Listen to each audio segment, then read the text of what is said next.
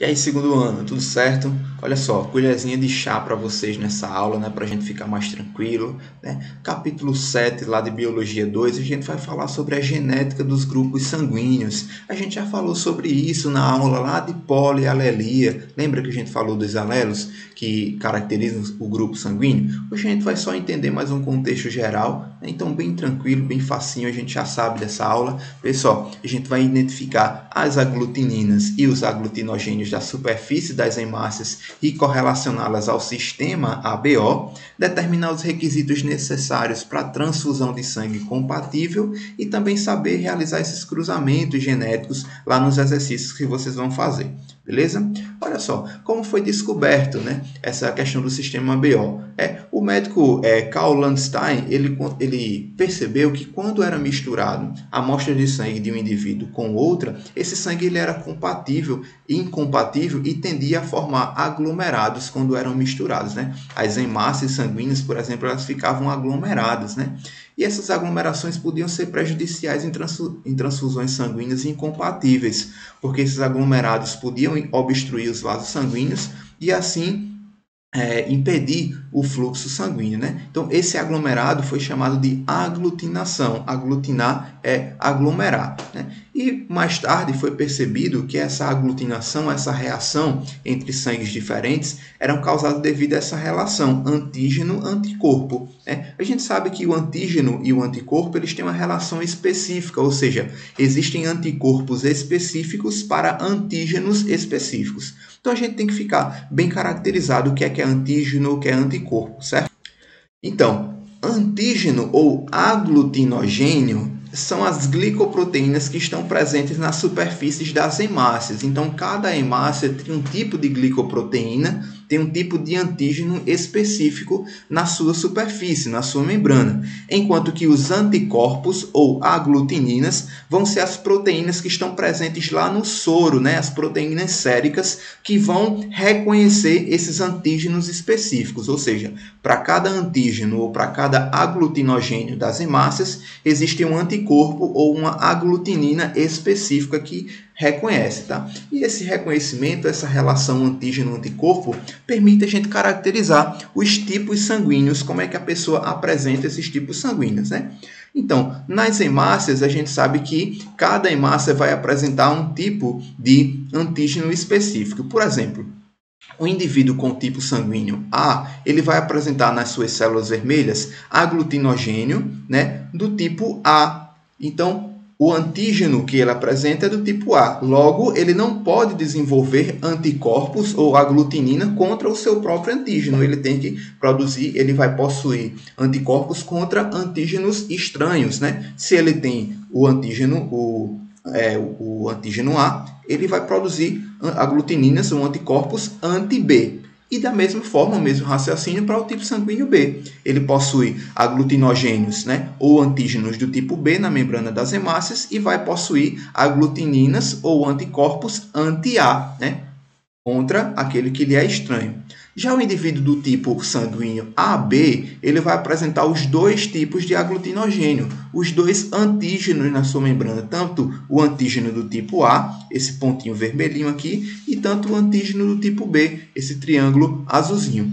Se ele tem os dois tipos de aglutinogênio, os dois tipos de antígeno, ele não pode produzir anticorpos no seu corpo, porque os seus anticorpos podem atacar as suas próprias hemácias. Então, o indivíduo do tipo AB, ele não possui anticorpos, ele não possui aglutininas, certo?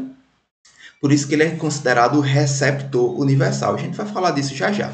Já o indivíduo do tipo O, ele não tem aglutinogênios na sua hemácia, tá? Ele nem apresenta aglutinogênio A e nem aglutinogênio B. Logo, se ele não tem nenhum aglutinogênio, ele produz os dois anticorpos, as duas aglutininas, contra os dois antígenos, já que ele não tem nenhum e não corre risco de ele atacar, né, combater o seu próprio organismo. Então, com isso, a gente identifica os tipos sanguíneos e consegue perceber, né, os tipos de transfusões de sangue. Mas olha só como é que é feito, né, o teste da tipagem sanguínea. Eu vou deixar para vocês na plataforma um link com um vídeo rapidinho mostrando como é feito esse teste sanguíneo para identificar, né, se é do tipo sanguíneo A e B, né. São utilizados, por exemplo, anticorpos.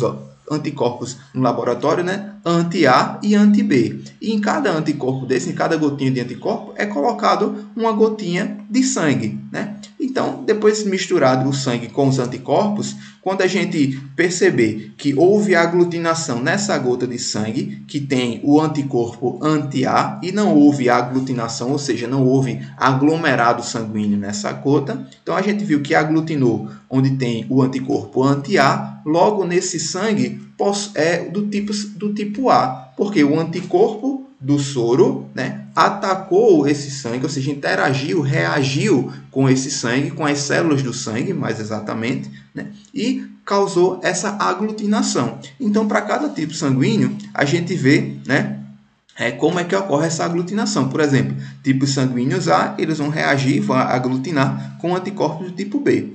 Tipo sanguíneo B aglutina com anticorpos do tipo B. Tipo AB vai aglutinar os dois, né, as duas gotinhas de sangue, enquanto que no tipo O não vai aglutinar nenhuma gota, porque ela não possui nenhum antígeno, né, nenhum aglutinogênio na superfície da sua hemácia, beleza? Olha só, e quando a gente fala dos tipos sanguíneos, a gente precisa identificar os genótipos que caracterizam, que determinam esses fenótipos, esses tipos sanguíneos. E a gente aprendeu lá na aula de polialelia que eles são determinados por múltiplos alelos, né? É aquela caracterização dos alelos múltiplos.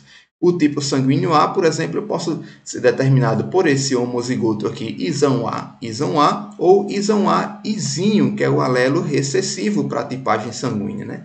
Então, tipo sanguíneo A, ele vai ter esse genótipo aqui. E o tipo sanguíneo B tem um genótipo inverso, né? Pode ser um homozigoto dominante isão B, ou heterozigoto isão B, izinho, né? Já o tipo sanguíneo AB, ele vai ter, né, esse genótipo aqui, isão A e isão B, certo? Ele é um híbrido, ou seja, ele tem os dois alelos dominantes, por isso que a gente chama de múltiplos alelos ou polialelia, né? Também é uma característica de codominância, porque os dois alelos dominantes, eles aparecem simultaneamente, então o indivíduo isão A, isão B, ele produz os dois tipos de glicoproteínas, os dois tipos de antígenos ou aglutinogênios na membrana da hemácia, enquanto que o indivíduo do tipo O, ele vai ser aquele homozigoto recessivo, o izinho, ou seja, ele não tem genes que produzem, né, que dão a receita, que dão a informação para produzir os antígenos na superfície da hemácia, por isso que ele não apresenta nenhum antígeno, certo? Então essa é a determinação genética do sistema BO. Beleza, gente?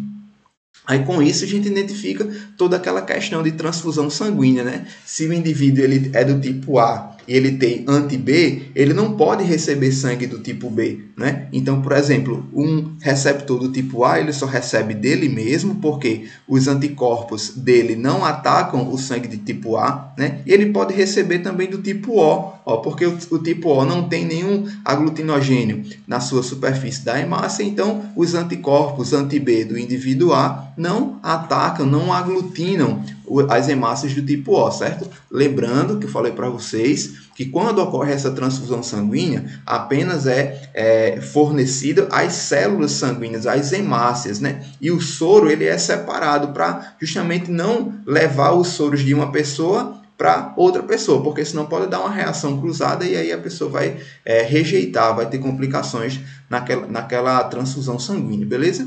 E o raciocínio vai para todos, né? Então, por exemplo, a gente aprende que o tipo sanguíneo O é o doador universal, porque ele não tem nenhum aglutinogênio, logo não vai ser reconhecido por nenhum tipo de anticorpos, né, de todos os receptores.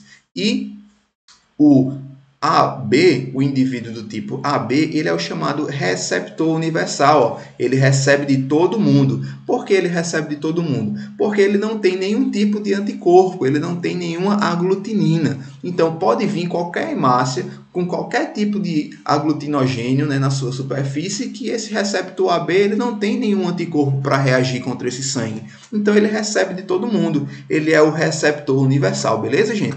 Então, isso aqui a gente tem que aprender primeiro de acordo com os tipos sanguíneos.